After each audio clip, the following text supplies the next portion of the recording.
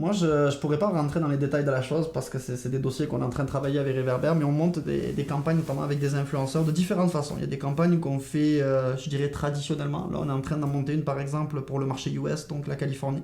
Un influenceur, mettons, qui a 200 000 abonnés en Californie, c'est... Le post commandité, c'est 10 000 $, by the way. C'est extrêmement cher, ça n'a aucun sens. Et on a donc des cas où on fait plus à la performance. Donc si vous trouvez des influenceurs qui sont enclins à adopter ce modèle à la performance-là, c'est win-win pour tout le monde dans la mesure où, je veux dire, l'influenceur va vraiment s'impliquer dans la campagne. Exact. Puis, dans le sens à la performance, comme l'influenceur va avoir un code rabais qui va donner à ses membres, puis là, les membres vont l'utiliser, fait qu'il va avoir peut-être de l'affiliation. Puis au final, c'est très intéressant parce qu'il y a la notion de vente qui vient, mais il y a toujours la notion aussi de récupérer par exemple des adresses courriels pour faire du retargeting ensuite. Si la personne n'est pas prête à acheter maintenant, boum, tu vas la retargeter avec des campagnes. Je veux dire, c'est vraiment un ensemble de choses. Il ne faut pas voir que la vente en tant que telle. Oui, la vente a une valeur immédiate, mais une adresse courriel a de la valeur aussi. Je veux dire, en retail, ça peut être quoi? Ça peut être un 20, 30, un 40, 60 piastres. Toujours penser à la data c'est important. Puis tantôt on parlait justement de l'acquisition au niveau des adresses courriels. Mais là c'est parce qu'on parle d'Instagram depuis tantôt, on n'a pas vraiment parlé de la publicité sur Instagram. Et puis au niveau justement d'être capable d'aller chercher du trafic à partir d'Instagram, ça c'est un autre game. Parce que dans un post normalement tu peux pas faire de lien, tu peux pas amener les gens sur ton site web. Oui tu peux mettre ton URL dans la description, mais qui va prendre le temps de retranscrire ça dans leur navigateur? Genre, clique le lien dans ma bio, personne. Ouais, non, c'est ça. Ou clique le lien dans ma bio. Tu sais, c'est c'est ça. Il y en a un peu. Une bonne stratégie pour tout le monde qui a des comptes Instagram. Première chose que vous devez faire, c'est allez vous prendre un compte sur Bitly et puis mettez un Bitly dans votre lien de la bio pour savoir combien vous avez de clics. Si tu veux faire un peu mieux que Bitly, tu as toujours les URL avec les paramètres UTM, je veux dire, pour vraiment tracker la campagne. Mettons, c'est très intéressant quand tu fais des campagnes avec plusieurs sources d'acquisition ou plusieurs influenceurs. Tu vas pouvoir vraiment comprendre c'est quoi l'endroit qui te fait gagner de l'argent puis scraper les autres. Fait justement, on a une formation en passant sur l'espace membre pour les gens qui sont membres de la tranchée sur les paramètres UTM. Très nice. À cause que c'est pas nécessairement quelque chose qui est intuitif à créer. C'est quoi le UTM source, medium, campaign, blablabla. Comment créer ton URL et ensuite de ça, comment analyser tes résultats dans Google Analytics. On a un genre de 20 minutes là-dessus. Vraiment deep down, j'explique. Je pense que honnêtement, je me vante pas dans la vie, mais ça c'est le meilleur tutoriel jamais créé sur les sites. C'est bon, mais comme tu dis, c'est pas tellement attrayant à faire, mais c'est super important parce que ça va te permettre de comprendre qu'est-ce qui marche. Exactement. Puis, tu sais, c'est la même chose dans toutes tes campagnes en fait que tu fais avec tes partenaires. C'est vraiment important de tout taguer ton trafic. Le monde le fait beaucoup en affiliation marketing justement pour savoir qui c'est qui ramène du trafic. Exactement. Fait que là, c'est ça. Je voulais qu'on parle pub Facebook / Instagram. Parce que c'est, tu sais, la pub Facebook, c'est hot. C'est la pub Instagram. C'est ça qui est cool. Alors que tu vas faire ta campagne, mettons, sur Facebook et tu peux activer le placement sur Instagram ou tu peux ne prendre que le placement sur Instagram. Parce que tu peux faire, ce serait, mettons, une campagne publicitaire qui est uniquement sur Instagram, tu n'as pas besoin des autres. Et puis là, tu peux faire du contenu qui est optimisé pour cette Instagram. Et il y a quelque chose de très très intéressant, je ne sais pas si tu as eu le temps de le tester, ça s'appelle les Facebook Lead Ads. C'est on met les petits formulaires de prospects et ça fonctionne excessivement bien sur Instagram. Sur Facebook aussi, ça fonctionne bien. Ils ont vraiment augmenté l'efficacité au fil des années. Quand c'est sorti, les landing pages étaient encore beaucoup plus efficaces.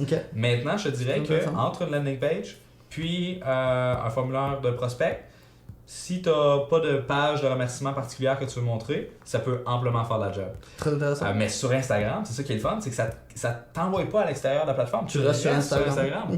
Fait que pour générer des adresses courriels, ça c'est vraiment le fun. Je l'ai jamais essayé, faudrait que je l'essaie parce que je suis vraiment curieux. Il y a une autre type de publicité que je trouve très intéressant sur Instagram. Ça a été toujours très compliqué la publicité sur Instagram dans la mesure où c'est une plateforme qui est pas propice à la publicité. C'est pas un Reddit de ce monde, mettons, le monde va pas t'acheter parce que tu vois la publicité. T'as pas le réflexe de cliquer pour aller sur le lien parce que t'as pas développé ce comportement-là. Exactement. En revanche, ce qui est très intéressant, puis ça rejoint ce qu'on disait tantôt avec les stories, maintenant tu peux vraiment cibler et dire ok, je veux que ma publicité se retrouve entre les stories, mettons des gens que mon utilisateur préfère. Donc oui, c'est un petit peu intrusif parce que tu vas péter entre guillemets la chaîne parce que quand tu finis une stories d'un usager, tu passes à l'autre. Donc tu vas entre guillemets te mettre juste entre deux stories, le sweet spot entre guillemets, pour avoir la personne qui est directement engagée en train de bouger sur son cellulaire et lui faire une action ou simplement lui faire consommer un contenu. Ça, je trouve actuellement, c'est le genre de publicité que je trouve le plus hot sur Instagram. C'est aussi quelque chose que... Mais c'est parce que faut que tu fasses une pub vidéo juste pour ça. Mais là, on va juste expliquer c'est quoi les stories en fait. C'est un bon point. Parce qu'il y a probablement des gens qui écoutent, sont comme ok, attends un peu. Là, sur Instagram, t'as des quoi? De quoi tu me parles? Donc sur Instagram, t'as ton fil d'actualité, parce que là, t'as les fameuses photos en format carré, en scrollant, que les gens défilent là-dedans. Tu peux avec pas les avoir de carousels lien, également. à part il y a des carousels maintenant. Tu peux pas avoir de lien à moins que ce soit une publicité.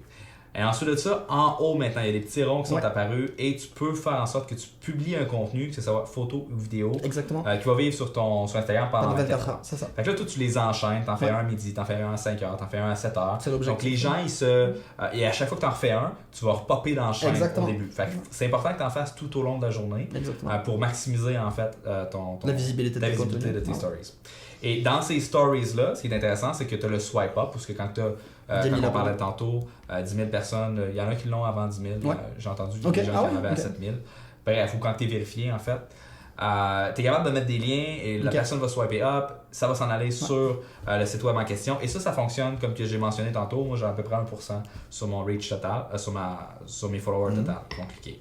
Fait que c'est pas énorme, mais c'est intéressant parce que les gens qui vont se donner la peine de le faire, c'est des prospects qui sont excessivement ton 1%, moi je trouve quand même intéressant. Je dis pas que c'est la meilleure performance ever, mais tu travailles en B2B, c'est très difficile. Enfin, tu travailles en B2B, tu vends des services professionnels, on s'entend, je veux dire, et tu vends de l'expérience, du savoir. C'est pas forcément entre guillemets, la chose la plus facile à vendre sur Instagram. Probablement que si je vendais du linge, si je vendais des choses qui sont très visuelles et que je le montre avec mon stories, là les gens vont oh my god, ça coûte combien juste pour savoir ça, ils vont swiper. Fait que probablement que ça peut être très très bon pour plusieurs plateformes. Et là ce qu'on peut faire maintenant, c'est que on va s'insérer entre deux stories. Donc, quand tu commences à regarder une stories, Instagram va te montrer l'ensemble des vidéos de cette personne-là et sans t'avertir, il va continuer avec l'autre personne qui est dans la file. Et quand tu fais une publicité, tu t'insères là-dedans. Fait que la personne, elle regarde ses amis, elle regarde ses amis, elle regarde ses amis et toi, tu t'insères dans ses amis. Son attention est vraiment super concentrée. Alors que quand tu scrolles dans un feed, souvent, c'est parce que tu es dans une salle d'attente ou tu es en train de perdre ton temps dans l'autobus, tu regardes genre sans vraiment regarder. Alors que quand tu es dans des stories, souvent, déjà pour bloquer la stories, il faut que tu presses avec ton doigt quand c'est une stories vidéo parce que les stories se découlent, on s'entend, ou une story photo. Donc, tu vas mettre ton doigt. Donc, l'usager est vraiment alerte. Il est vraiment en train de consommer du contenu, mais de manière très consciente. C'est pas genre manger du contenu pour le fun de manger du contenu. Donc, quand tu vas arriver à faire popper ta marque à ce moment-là, l'usager est vraiment focusé sur ce qu'il regarde et il est prêt vraiment à recevoir un message, que ce soit un message commercial ou un message d'intérêt, de la meilleure façon possible qu'il soit pour une Moi, j'ai vu beaucoup de gens faire de la publicité dans les stories pour annoncer des webinaires, pour des lead magnets, des e-books, ce genre de choses-là. Doritos, ils en font. C'est incroyable. Je suis pas targeté par Doritos. moi, j'ai un gars, j'ai Lewis House qui veut me vendre ses webinaires. J'ai un gars qui veut me montrer comment avoir un six-pack. Hollywood Body. Bon, ça, je suis pas targeté par ça. Je suis targeté par ça. Et ensuite de ça, il y en a un autre là, qui veut me montrer comment faire des meilleures vidéos. Ok, bon, c'est le fun. Puis je me suis inscrit à son webinaire. Je n'ai pas attendu à son webinaire, mais je me suis inscrit. Puis moi, c'est vraiment rare que je clique sur des pubs. Puis je dois avouer que les pubs sur Instagram, dans les stories, sont franchement bien faites. Sur Snapchat, non.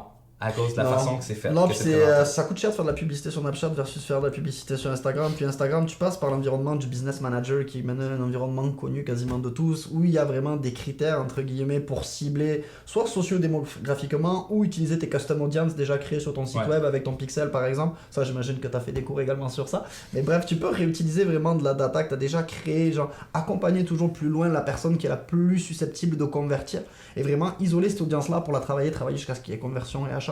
Donc il y a la régie publicitaire de Facebook, pour moi, elle est actuellement la plus puissante qu'il y a genre pour les marketeurs. Et le fait qu'Instagram puisse en bénéficier, c'est une force incroyable.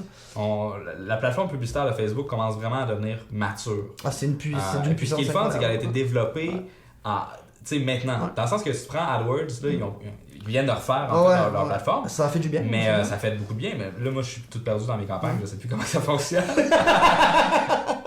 mais tu sais, ça a été développé, je pense, la pub AdWords en 2004. C'est possible, ouais.